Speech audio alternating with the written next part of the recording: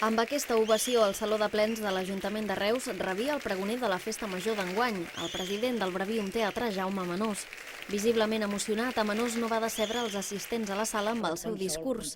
Després d'enaltir la Festa Major i els elements que la conformen, inclosa la tronada, Manós va retre homenatge a un dels elements arquitectònics i simbòlics més destacats de la ciutat, el campanar de la Prioral.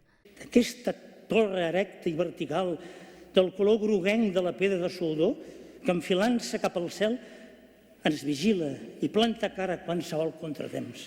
El pregó 2014 també va tenir un moment per a la reflexió quan Manós va demanar a les entitats que s'obrissin a la ciutadania i al consistori que habilités més espais per dur a terme activitats culturals. Aquests espais hi són, només cal posar-hi la millor voluntat possible, pensant en que ells són i seran els futurs reusencs, que seguiran donant llustre i honor a la nostra ciutat.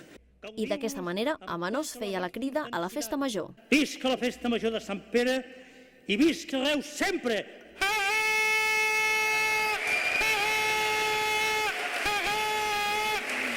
Tot seguit, el consistori va donar a conèixer el tro de festa d'enguany, un guardó que va anar a parar a les mans de l'escultor Manel Llaurador Fortuny, responsable de diferents elements que conformen el seguici festiu de la ciutat, entre ells l'àliga o la recent cucafera petita.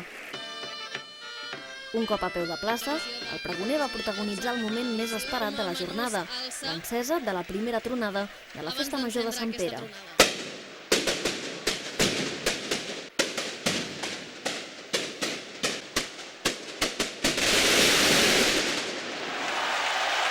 Amb l'esclat d'aquesta primera tronada es dona per encetada la Festa Major de Sant Pere 2014, una festa major que poden seguir en directe per Canal Reus Televisió, a través de la nostra pàgina web canalreustv.cat i també per Twitter, utilitzant el hashtag Coixinet o la Sant Pere.